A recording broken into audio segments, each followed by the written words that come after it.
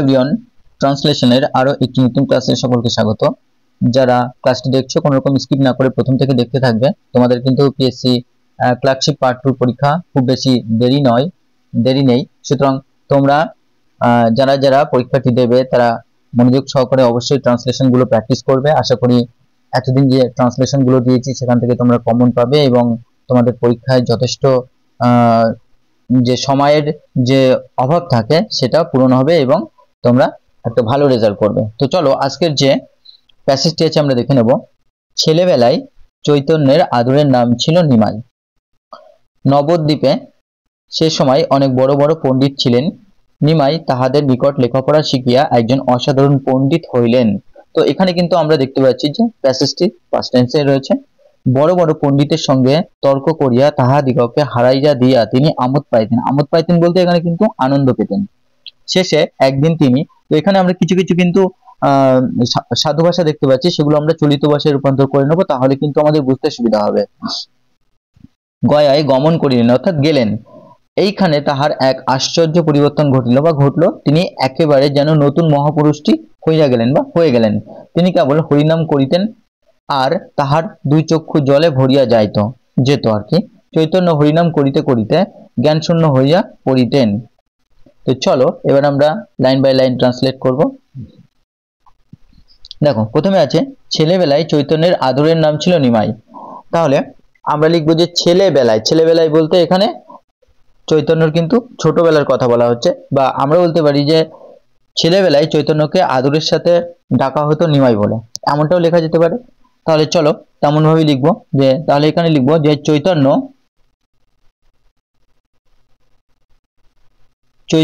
ওয়াজ লাভিংলি। তাহলে দেখো এখানে সাবজেক্ট চৈতন্য ওয়াজ লাভিংলি কল্ড, অর্থাৎ তাকে ডাকা হতো বা তাকে বলা হতো, অর্থাৎ এখানে সিম্পল পাস্ট টেন্সের কিন্তু প্যাসিভ ভয়েস করা আছে V3, আর এটা হচ্ছে অক্সিলারি ভার্ব। তাহলে চৈতন্য ওয়াজ লাভিংলি কল্ড, তাকে কি বলা হতো ভালোবেসে? নিমাই। কোন সময় বলা হতো? সেটা হচ্ছে তার ছেলেবেলায়। তাহলে লিখবো ডিউরিং, অর্থাৎ সময়ে। তো ডিউরিং হিজ চাইল্ডহুড, তার ছেলেবেলায় বা তিনি যখন ছোট ছিলেন। অথবা এইভাবে আমরা লিখতে পারি যে চৈতন্য ওয়াজ ফন্ডলি অর্থাৎ খুব প্রিয়ভাবে, বা আমরা বলতে পারি টেন্ডারলি, তাকে আলতোভাবে বা তাকে খুব ভালোবেসে, বা আমরা অ্যাফেকশনেটলি বলতে পারি,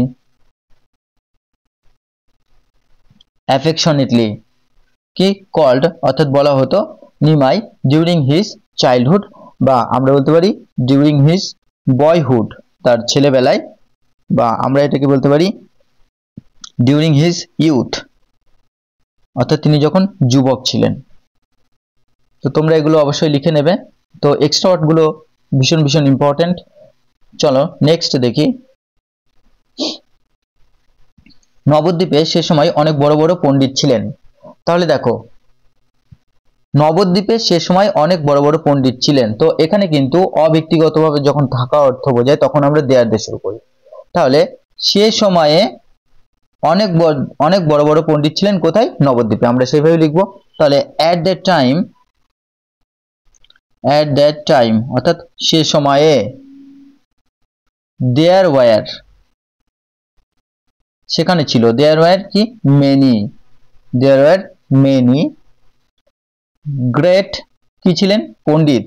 তাহলে কি মহান পণ্ডিত ছিলেন বা বড় বড় পণ্ডিত ছিলেন, তাহলে কি লিখবো? গ্রেট স্কলার্স কোথায়? ইন নবদ্বীপ। অথবা আমরা লিখতে পারি যে at that time এর পরিবর্তে আমরা কেউ যদি লিখি যে during that time বা during those days, তাও হবে, অর্থাৎ ওই দিনগুলিতে বা ওই সময়, বা আমরা ইন দোজও বলতে পারি কি ইন দোজ টাইমস, ওই সময়ে, এটাও কিন্তু লেখা যেতে পারে। সুতরাং যেটা তোমাদের সুবিধা তোমরা সেইভাবে লিখবে। আর দেয়ার ওয়্যার মেনি, বা আমরা বলতে পারি নিউমারাস অর্থাৎ অনেক, বা আমরা সেভারেল বলতে পারি। সেভারাল কি গ্রেট বা নাম করা আমরা এমিনেন্টও বলতে পারি, অর্থাৎ প্রসিদ্ধ, এমিনেন্ট, এমিনেন্ট বা আমরা ফেমাস বলতে পারি, বা আমরা বলতে পারি নোটেবল অর্থাৎ উল্লেখযোগ্য, স্কলার্স বা পণ্ডিত, পণ্ডিত ছিলেন, বা আমরা বলতে পারি ইন্টেলেকচুয়াল ছিলেন, কি ইন্টেলেকচুয়াল, ইন্টেলেকচুয়ালস ইন নবদ্বীপ। চলো নেক্সট দেখব, নিমাই তাহাদের নিকট লেখাপড়া শিখিয়া একজন অসাধারণ পণ্ডিত হইলেন। তাহলে দেখো, নিমাই তাদের সান্নিধ্যে লেখাপড়া শিখিয়া একজন অসাধারণ পণ্ডিত হইলেন, অর্থাৎ আমরা প্রথমে লিখব যে নিমাই একজন অসাধারণ পণ্ডিত হইলেন তাহাদের নিকট শিখিয়া বা তাহাদের নিকট পড়িয়া। তাহলে এখানে সাবজেক্ট লিখব নিমাই বিকেম অর্থাৎ হয়েছিলেন, Nimai became an extraordinary, Nimai became an extraordinary, subject V2 হয়েছিলেন, নিমাই বিকেম অ্যান এক্সট্রাঅর্ডিনারি একজন অসাধারণ কি পণ্ডিত, তাহলে স্কলার, একজন অসাধারণ পণ্ডিত হয়েছিলেন, অবজেক্ট, তাহলে Nimai became an extraordinary scholar after studying under them, অর্থাৎ তাদের নিকটে বা তাদের অনুশাসনে পড়ার পর। বা আমরা এইভাবে লিখতে পারি যে নিমাই বিকেম অ্যান এক্সট্রাঅর্ডিনারির পরিবর্তে আমরা লিখতে পারি অ্যান এক্সেপশনাল, একজন অসাধারণ, বা অ্যান ইউনিক বলতে পারি, অ্যান ইউনিক অর্থাৎ একজন অসাধারণ বা অবাককর, ইউনিক কি স্কলার বা পণ্ডিত, বা লার্নড পার্সন বলতে পারি, বা লার্নড ম্যান কি আফটার স্টাডিং আন্ডার দেম, বা আফটার লার্নিংও বলতে পারি, লার্নিং আন্ডার দেম তাদের নিকটে পড়াশোনা করে। চলো নেক্সট দেখি, বড় বড় পণ্ডিতের সঙ্গে তর্ক করিয়া তাহাদিগকে হারাইয়া দিয়া তিনি আমোদ পাইতেন। তাহলে আমরা লিখব তিনি আমোদ পাইতেন কিভাবে, এবং সেটা পরে লিখব। তাহলে দেখো সাবজেক্ট হচ্ছে হি ফাউন্ড অর্থাৎ তিনি খুঁজে পেতেন, বা তিনি he found Joy, V2 he found জয় তিনি আনন্দ পাইতেন কিসে, সেটা হচ্ছে ইন ডিবেটিং অর্থাৎ তর্ক করে, in debating with great scholars অর্থাৎ মহান যে সমস্ত পণ্ডিতরা রয়েছে তাদের সাথে তর্ক করে, অ্যান্ড এবং কিভাবে, অ্যান্ড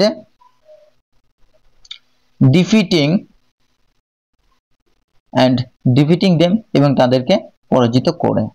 বা আমরা এইভাবে লিখতে পারি যে হি টুক প্লেজার তিনি আনন্দ নিতেন, বা আমরা বলতে পারি হি ডিলাইটেড তিনি আনন্দ করতেন কি ইন ডিবেটিং বা ইন আর্গুইং অর্থাৎ তর্ক বিতর্ক করে, বা ইন রিজনিং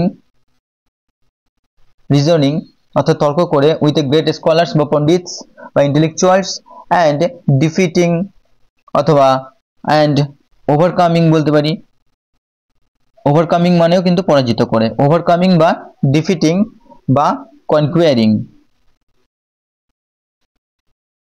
কনকুয়ারিং দেম তাদেরকে জিতে বা তাদেরকে পরাজিত করে, বা সারপাসিং দেম বলতে পারি, সারপাসিং দেম।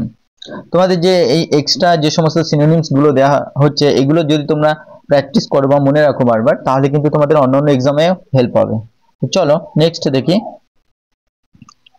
নেক্সট আছে শেষে একদিন তিনি গয়ায় গমন করিলেন।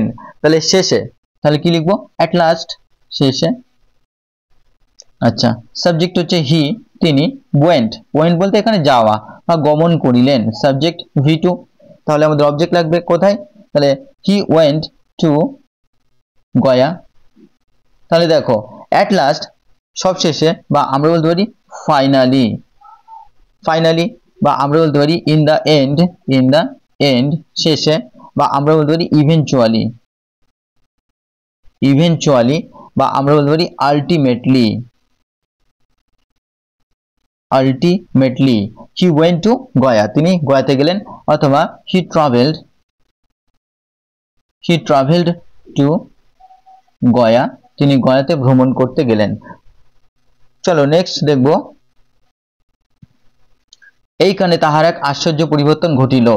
তাহলে এইখানে তাহার এক আশ্চর্য পরিবর্তন ঘটিল, এইখানে বা আমরা বলতে পারি সেইখানে। তাহলে কি দেয়ার দিয়ে শুরু করব, দেয়ার এ ওয়ান্ডারফুল চেঞ্জ, অর্থাৎ পরিবর্তন। তাহলে দেয়ার এ ওয়ান্ডারফুল চেঞ্জ, এটা কিন্তু এখানে সাবজেক্ট, সেখানে একটা আর দেয়ার কেন ব্যবহার করা হচ্ছে, যেহেতু নির্দিষ্ট একটা দেয়ার বলতে ওই গয়ার কথা বলা হচ্ছে এবং সেটা অব্যক্তিগত, সেই কারণে আমরা প্লেস বোঝাতে দেয়ার ব্যবহার করছি। There a wonderful change occurred to him, সেখানে একটা অবাককর বা আশ্চর্য পরিবর্তন তার মধ্যে ঘটলো, অথবা আমরা বলতে পারি দেয়ার এ মার্ভেলাস বলতে পারি, অথবা দেয়ার অ্যান অ্যাস্টোনিশিং বলতে পারি, দেয়ার অ্যান অ্যাস্টোনিশিং চেঞ্জ, অথবা দেয়ার বলতে পারি এ মিরাকুলাস চেঞ্জ বা অল্টারেশন অর্থাৎ পরিবর্তন, বা ট্রান্সফরমেশন বলতে পারি, বা আমরা বলতে পারি কনভার্সন অকার টু হিম, বা আমরা বলতে পারি টুক প্লেস মানেও ঘটলো, টুক প্লেস ইন হিম তার মধ্যে, অথবা আমরা বলতে পারি happened to him। চলো নেক্সট দেখি, তিনি একেবারে যেন নতুন মহাপুরুষটি হইয়া গেলেন। তাহলে তিনি হয়েছিলেন সম্পূর্ণরূপে একজন নতুন মহাপুরুষ, এমন হয়ে লিখব। তাহলে হি বিকেম, তিনি হয়েছিলেন, তো সাবজেক্ট V2। এবার দেখো কি হয়েছিলেন, অ্যান এন্টায়ারলি অর্থাৎ একটা সম্পূর্ণরূপে, কি হয়েছিলেন, নিউ গ্রেট সোল, একটা নতুন মহাপুরুষ, অথবা আমরা লিখতে পারি যে হি অ্যাপিয়ার্ড টু হ্যাভ ট্রান্সফর্মড, অর্থাৎ তিনি আবির্ভূত হলেন, পরিবর্তন হয়ে, কি কমপ্লিটলি অর্থাৎ সম্পূর্ণরূপে পরিবর্তন হয়ে এ ডিভাইন পার্সন, অথবা আমরা বলতে পারি হি সিমড টু হ্যাভ বিকাম, তাকে দেখে মনে হলো তিনি হয়েছেন কি কমপ্লিটলি বা এন্টায়ারলি কি এ নোবেল পার্সন, একজন মহান পুরুষ। সুতরাং আমরা অনেক রকম ভাবে লিখতে পারি, যেটা তোমাদের ইচ্ছা সেইভাবে তোমরা লিখবে। চলো নেক্সট দেখব, তিনি কেবল হরিনাম করিতেন আর তাহার দুই চক্ষু জলে ভরিয়া যাইত। তাহলে তিনি কেবল হরিনাম করতেন, তো হরিনাম জপ করতেন। তাহলে হি অনলি চ্যান্টেড হচ্ছে গান করা বা হরিনাম জপ করা, বা আমরা বলতে পারি রিসাইটেড, বা আমরা বলতে পারি আর্টার্ড। কি করতেন, দ্য নেম অফ হরি, অর্থাৎ হরির নাম করতেন। অ্যান্ড এবং কি হতো, হিজ আইস, তার চক্ষু, অ্যান্ড হিজ আইস ফিল্ড, পরিপূর্ণ হতো কিসে, উইথ টিয়ার্স, অর্থাৎ জলে, বা আমরা বলতে পারি হিজ আইস ব্রিমড হচ্ছে কানায় কানায় পরিপূর্ণ হতো, উইথ টিয়ার্স, বা ওভারফ্লোড বলতে পারি, ওভারফ্লোড কি উইথ উইপিং, অর্থাৎ কান্নাই। চলো নেক্সট দেখি, নেক্সট হচ্ছে চৈতন্য হরিনাম করিতে করিতে জ্ঞান শূন্য হইয়া পড়িতেন। তাহলে আমরা বলতে পারি যে চৈতন্য সমস্ত তার চারপাশের সমস্ত কিছু ভুলে যেতেন যখন তিনি হরিনাম করতেন। জ্ঞানশূন্য হয়ে পড়তেন বলতে তার চারপাশের সমস্ত কিছু তিনি ভুলে যেতেন। তো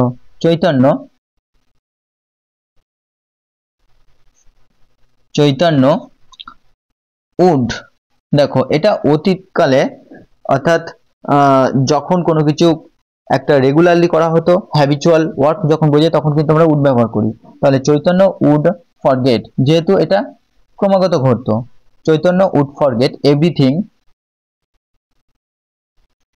এভরিথিং সমস্ত কিছু তার চারপাশের, তাহলে কি লিখবো, অ্যারাউন্ড হিম, তার চারপাশের সবকিছুকে ভুলে যেতেন। তাহলে when যখন চ্যান্টিং হরিস নাম, অ্যাপোস্ট্রফি এস হবে, হরিস নাম, যখন তিনি হরির নাম করতেন তখন তার চারপাশে সবকিছু ভুলে যেতেন, অর্থাৎ তিনি জ্ঞানশূন্য হয়ে যেতেন। বা আমরা এইভাবে লিখতে পারি যে চৈতন্য উড লস, হারিয়ে ফেলতেন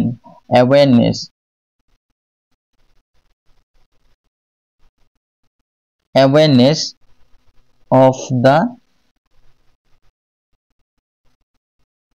মেটেরিয়াল, অর্থাৎ পার্থিব জগৎ সম্পর্কে তিনি যে জ্ঞান সেটা হারিয়ে ফেলতেন। তাহলে would lose awareness of the material world, এই পার্থিব জগৎ সম্পর্কে, when chanting বা when reciting বা when singing হরিস নাম, অর্থাৎ হরির গান করতেন বা হরিনাম করতেন। তো বন্ধুরা, এই ছিল আজকের একটি very important Bengali to English translation. আশা করি ক্লাসটি ভালো লেগেছে। তো এই ধরনের প্রতিনিয়ত ক্লাস পাওয়ার জন্য অবশ্যই চ্যানেলটিকে সাবস্ক্রাইব করবে এবং বন্ধুদের মধ্যে বেশি করে শেয়ার করবে। তো সকলকে ধন্যবাদ, দেখা হবে পরবর্তী ক্লাসে।